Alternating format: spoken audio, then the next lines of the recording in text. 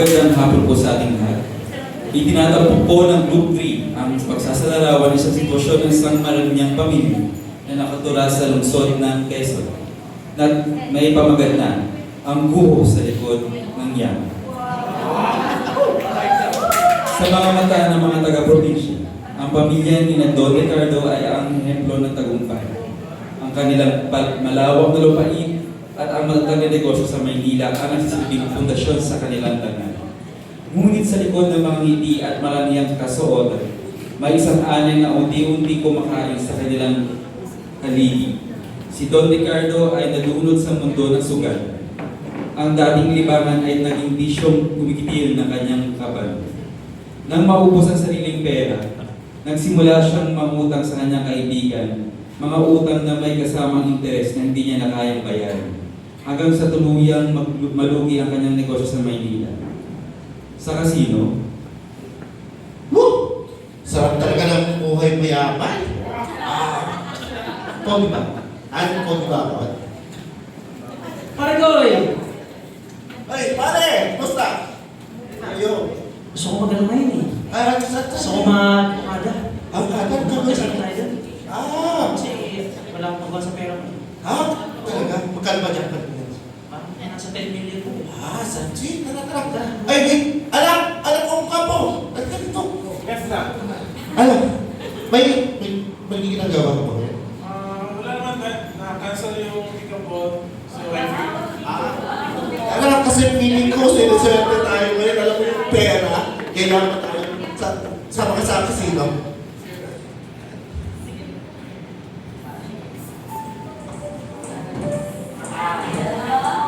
Woo! Okay, over. Swerte nga naman. Pre, ano? Kumusta? Olin. Olin? Sure ka ba? May pera ka? May pera ako. Olin ka, hindi mga ano ko, nilisa ko ng 5 million. 5 million, Olin. Sige, oh. Ha? Puta! Bakit? Dinadaya mo, pala! Oy, walang daya yan, oh. Malinaw, oh. 2 pairs. Paano to? Ba't wala ka naman pera? Ano ba naman pera ka? Bawag na lang kita. Oo, ang... Sige, pare, last na lang. Oh, sige, 5 million. Hindi, parang 5 million ako, di ba? So, totoo na yun yan. Kaya bang ako, 10 million. 10 million? May pambayad ka, ha? Oo! Oo. Yung anong ano mo, collateral. Bakit Ano yun? Lupain ko doon, kotse ko, mga babae ko. Ay, Oh, sige, sabi mo yan, ha? Oh, sige. ay. All in, ha? 10 million? Oh, sige. Sige, ako naman. Oh. Sige, para matapos na to, 10 million, ulit. 10 million, sige, 10 million. Oh. Royal, flash. Ano Yeah. yun sa'yo? Wala yan. Ano, pre? Paano yan? Sabi mo, pera ka. Bahala ka, basta bayaran mo yung Tawagan mo na, pero mamaya. Siguraduhin mo yan. Kung hindi, sa katapusan, ha? Kung hindi, ikaw tatapusin ko. at sa kabilang banda,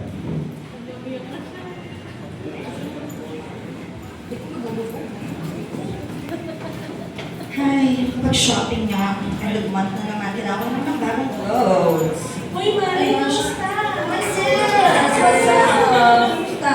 Shopping na. Oo, alam mo naman. Kailangan ko bakit kami. Alam mo lang kung tayo ng pera.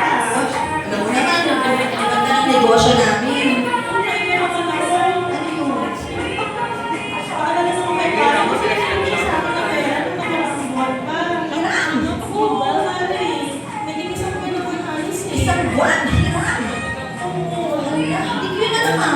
Oo nga, Mari. Nung nakaraang araw, nakita ng asawa ko yung asawa mo, pumasok daw sa casino. Kasino?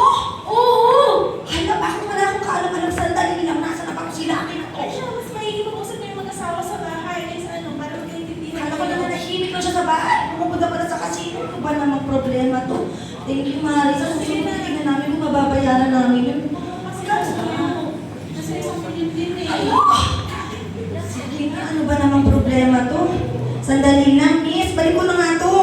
Wala pala akong pambayad dyan. Ay, siya, Mari. Kita na lang ulit tayo. Ha? Kasi yun na lang ako kay Mr. mo. Sige, Mari. Pasensya na. Ay, ako, nakakahiya naman to. Ano ba yan? Sige, Mari.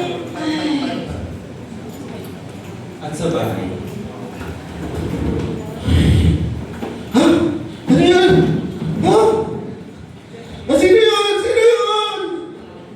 May pulis! May pulis! Ha? Paano to? Paano ko pababayaan? Ubus na lahat. Ubus na lahat. Yan pa ko kasi. Paano matahimik na ako, Lord? Lord! Lord! Tulungan mo ako, Lord! Sige na. Ay! Yan!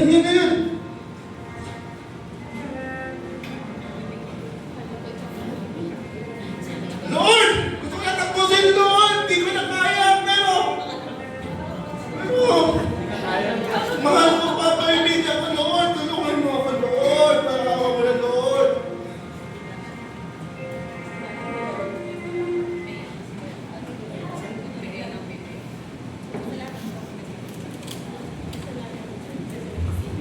Ano to?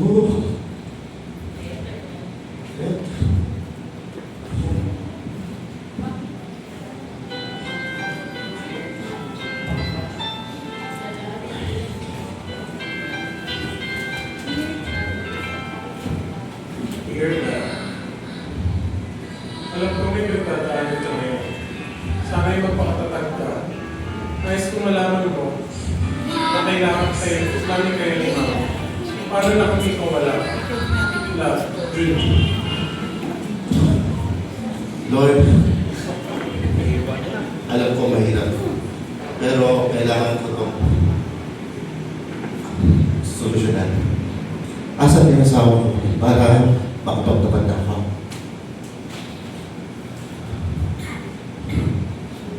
Lucky! Ano ba to? Ano itong narinig ko? May utang ka daw. Nagsusugali ka? Ano nangyari? Patawad, asawa ko, patawad. Tawad. Wala tayo. Tulungan mo ako. Sigurado ka ba na ito lang yung problema natin? Ang dami-dami na nating problema. Promise, ito lang talaga yung malaking kasalanan ko na ubusin pera. Patawad, tulungan mo ako. Ay naku, ano ba naman yan? Pero sige, ganito gawin natin. Willing ka bang humingi tayo ng tulong? Oo. Para naman masolusyonan na natin itong problema na ito. Hindi natin to kaya na tayo lang eh. Oo, asawa ko. Sige, pumunta tayo ngayon sa specialista ha. Okay lang na talaga sa'yo. Oo, asawa ko. Sige, pumunta tayo sa specialista para talagang matulungan natin kung paano ka makapag-isip ng maayos. Magkatulong tayo sa problema nito. Okay, halika na, tara ka na. Kaya mo?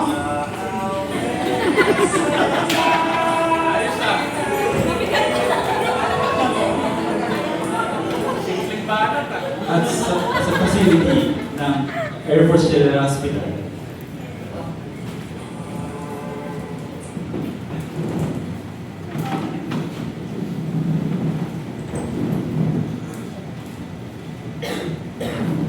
Mr. Lucky, magandang hapon po. Ano nga ba? Magandang hapon po, sir. Ako nga po pala si Trisha Ann Caimoso. Isa po akong registered psychometrician and mental health practitioner. Ano po ba may tutulong ko sa inyo, sir? Kamusta po kayo ngayon? Ito, daming problema. Utang sa utang. Wala. Wala nang gawin ito. Nakikita ko, sir, na mukhang mabigat ang pinagdadaanan nyo ngayon. Kaya po tayo naparito. Maaari nyo ba, maaari mong, nandito lang ako, sir, para makinig kung ano man po yung mga nais mong sabihin, ikwento, anytime you're ready, sir, makikinig lamang po ako. Ayun. Dahil sa luho ko, dating mayaman, alam mo na, lahat ng hirap, lahat ng yaman, lahat ng mga pondo na masakit na nawala dahil sa sugal. Bakit nyo, sir, na kayo ay may ari-arian, tama po ba? Kayo ay may ari-arian, ngunit sa pagsusugal, ang mga ito, sir, ay nawala sa kayo, sir. Ano ba ang nangyari, sir, kung bakit tayo napunta sa ganitong sitwasyon? Bakit biglang nawala or naibenta ang mga ari-arian na ito? Ayun, natalo ko sa sugal. Dahil sa pride ko, greed ko, binuhos ko lahat sa sugal. isa sa sinisisi nyo sa ngayon ay yung pride nyo na yan. Paano nyo nasabi sir na pride ang nagdala sa inyo sa ganyang sitwasyon? At ano po ba ang nararamdaman nyo ngayon na yung mga ari-arian nyo ngayon ay wala na?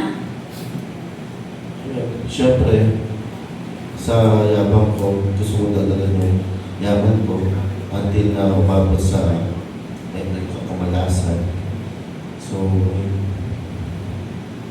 Naiintindihan ko sir na mahirap talaga kapag tayo ay napunta sa isang sitwasyon, hindi natin inaasahan. May mga bagay na hindi natin inaasahan din na nangyayari. Sa ngayon po ba sir, sino ang nakakausap nyo na pagsasabihan nyo ng mga problema ito? ngayon sa tagal kong tinago, hindi na ako nakapagtiis. Sinabi ko sa mga asawa ko na kailangan ko na tulong na.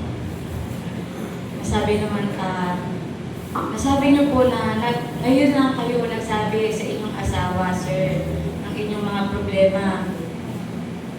Ano po ba ang naging reaction ni ma'am sa pangyayari dito at ano ang inyong naging usapan?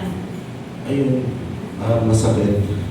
Pero dahil sa pagmamahal nila sa akin, ang daling akda silang tulungan na at makapagsimula at masolusyonan ko. That's good to hear, sir, no, na alam natin na hindi tayo nag-iisa sa mga ganitong problema. May, tulad nga po ng sabi niyo, sir, ang inyong mabuting asawa ay handa kayong tulungan, samahan sa problemang ito. Sa ngayon po ba, sir, ano ang makikita niyong maaaring solusyon or priority when it comes, sir, sa pag-handle ng finances niyo? Ayun, sinabi ko naman sa mga ibatawan ko na sila, basta huwag lang sila magdapat at follow ko. Ulitin ko lang, sir, nabanggit niyo na may possibility na makulong kayo, sir. Ito po ba ay dumaan na sa legal na proseso? Kayo po ba ay nakapag-usap na sa barangay or sa police? Dahil sa mga kaibigan ko naman na pinagpuntahan ko, binigyan naman ako ng chance. At hindi ko naman tatakasan yung mga ko. Okay, sir. So, nagpapasalamat ako, sir, na pumunta kayo sa akin upang magkwento, ilahad kung ano po ang mga nararamdaman nyo ngayon. Alam ko po, sir, na mahirap po talaga na ang pakiramdam na biglang mawala sa inyo ang lahat. Pero tulad nga po ng sabi niyo, sir, hindi kayo nag-iisa dito. May pamilya kayo, may anak kayo na nagmamahal sa inyo. Sa ngayon po ba, sir, ano ang plano nyo or nais nyo gawin kapag nasolusyonan ang problema na ito? Ayun, kung bibigyan ako ng chance, magpabagong buhay ulit ako, back to start, at hindi na ako para masulat. Ano naman, sir, ang usapang financial, ang business po? Kasi ang sabi niyo, sir, noon, before naman kayo naululong sa bisyo, ay may business kayo. Ibig sabihin nito, sir, kayo po ay may skill sa entrepreneurship. Maaari niyo itong gamitin upang makapagsimula muli. Ano ba sa tingin niyo, sir, ang negosyo o ibang bagay na pwede niyong gawin in the future na magamit pa rin ang mga skills na ito? So far, meron pa naman ako mga gamit doon pang sasaka. So, mag-start ulit ako ulit at least para maka-umpisa. Okay, sir. So, muli po kami nagpapasalamat dahil kayo ay pumunta dito upang ikwento sa akin o ibahagi sa akin yung mga suliranin na iyan, sir. Pero nais ko rin pong sabihin na lahat po ng mga problema ito, sir, ay masusolusyonan or ma-overcome natin, sir, as long as alam natin na may mga taong handa sumuporta sa atin. Magmahal at samahan tayo sa mga challenges na ito, sir. At sa tingin ko naman, sir, ay nararamdaman nyo ito, nakikita nyo po ito, sir. So, isa po itong magandang senyales na kayo po ay hindi lang basta kahit nasa problema ngayon ay matatag kayo, sir, at determinado, sir, na maayos ang inyong buhay, sir. Kumpara po ba kanina, sir, ng pagpunta niyo rito, ano naman po ang nararamdaman niyo ngayon, sir? Ayun, medyo nagmasmasal. At sana hindi ako pabayaan ng Diyos. Okay po, sir. So, again, sir, it's nice to hear, sir, na very looking forward po tayo ngayon, sir. Maganda rin po siguro na gumawa po tayo ng mga steps as of now. Ano po ba ang priority niyong gawin after po, priority niyong gawin with your wife sa pag-aayos ng mga suliranin nito? Ayun, dahil nagtataba, dahil na magbabayad sa mga utang. Okay po, sir. So, muli po, sir, sana po nakatulong ang pag-uusap na ito upang mas may-process natin ang ating mga nararamdaman. Anytime sir na may katanungan po tayo or may nais sabihin, nandito lamang kami, sir, para po makinig sa inyo, sir. May mga katanungan pa po ba tayo? Wala. Wala po, sir. Maraming salamat po, sir. And again, sir, anytime sir na may kailangan po kayo or may gustong sabihin, nandito lamang po kami, sir, para makinig. Salamat po. Sa huli, sa kabila ng pagkawala ng yaman na nagpagtagpo ni Don Ricardo, na ang tunay na halaga ng kanyang buhay ay nasa kanyang pamilya. Ang liham ng kanyang anak ay nagmula sa kanya ng mas mahalaga pagmamahal kaysa pera. Maraming salamat po.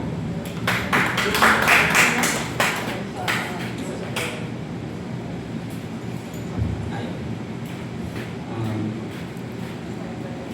Bali po, itinatapog din po namin ang pagkakaunsil ng pamilya ni Don Ricardo.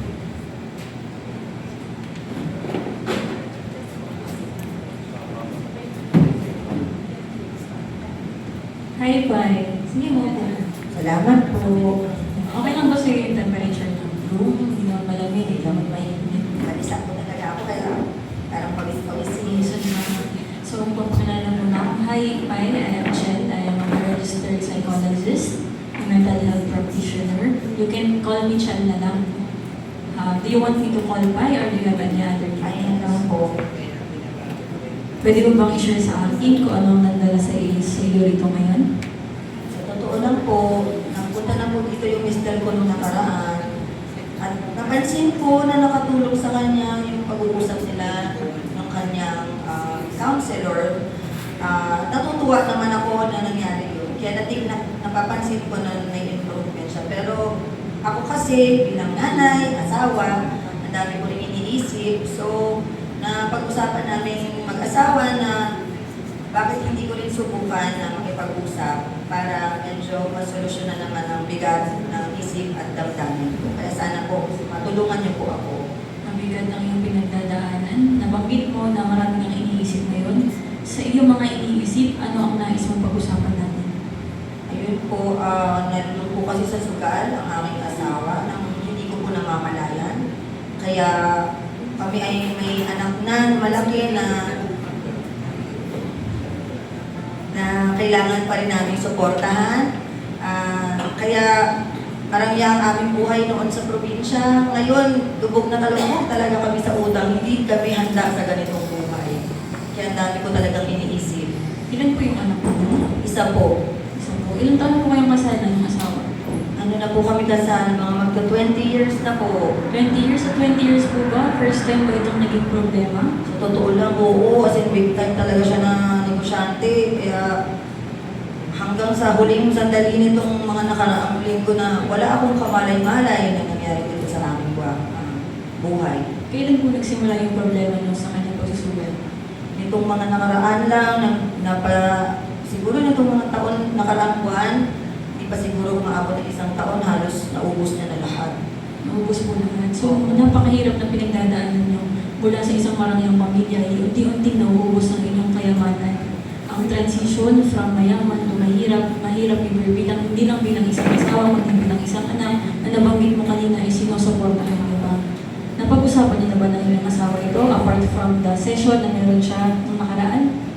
Sa ngayon, unti-unti namin, nagsimula na rin ako magtrabaho at tinutulungan na rin kami ng aming anak para sabay-sabay namin solusyonan yung problema. Pero ang laki talaga ng hirap na nararanasan namin ng anak namin dahil hindi nga kami sanay sa ganitong buhay.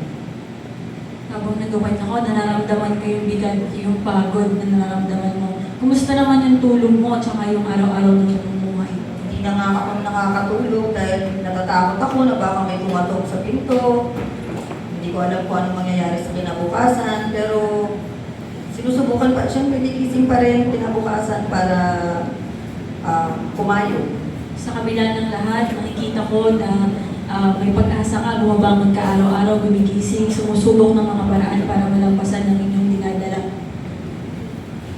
Opo. Minsan, sa ganitong mga pagkakataon, kailangan ko lang talaga ng kausap para malaman kung tama pa ba yung ginagawa namin o hindi. Kasi nga, nakakahiya kasi siyang sabihin sa ibang tao eh. Nung malaman mo na nalulong sa tugal ang asawa mo at naubos ang yaman mo, anong naramdaman mo sa kanya? Matinding hiya, matinding galit, at matinding kaba. Sabay-sabay. Na nagalit ka, nakaramdaman ng hiya, pero nandun pa rin yung pag-aalala mo sa kanya at sa inyong pamilya. Oo, kasi at the end of the day, kami pa rin talaga dapat ang magtutulungan. Hindi lang talaga namin alam paano mag-uumpisa. So ngayon naman may mga ginagawa kayong hakbang para masolusyon ng inyong problema. Meron pa ba kayong mga plano sa hinaharap? Sa ngayon, ayun nga, nagtatrabaho na ako kahit hindi ako sanay, kaya dagdag stress. Pero, sabi nga, kailangan lang namin tulungan ng isa't isa. Narinig ko kung gaano mahalaga sa iyo ang iyong pamilya at masaya ako na ibinahagi mo sa akin ang iyong kwento at kwento ng buhay mo. At ako'y magiging masaya kung kayo ay sama-sama masosolusyonan ang problema ito. May nais ka pa bang ibahagi sa akin? Pwede ba yung anak ko rin? Pwede po natin siyang, I would actually recommend na after po ng ating sessions, we will have couples counseling. After 2 weeks, I recommend na I will see you both po na inyong asawa. You have your individual sessions, but I want recommendation ko after 2 weeks, I will see you both together sa isang session and we will schedule a separate counseling para po sa inyong anak. Maraming salamat po. So, pinapakita ng kanilang kwento sa anumang buo ay maaaring may tayo mula sa basta't may pag-asa, pagkakaisa at pagmamahal. Maraming po salamat.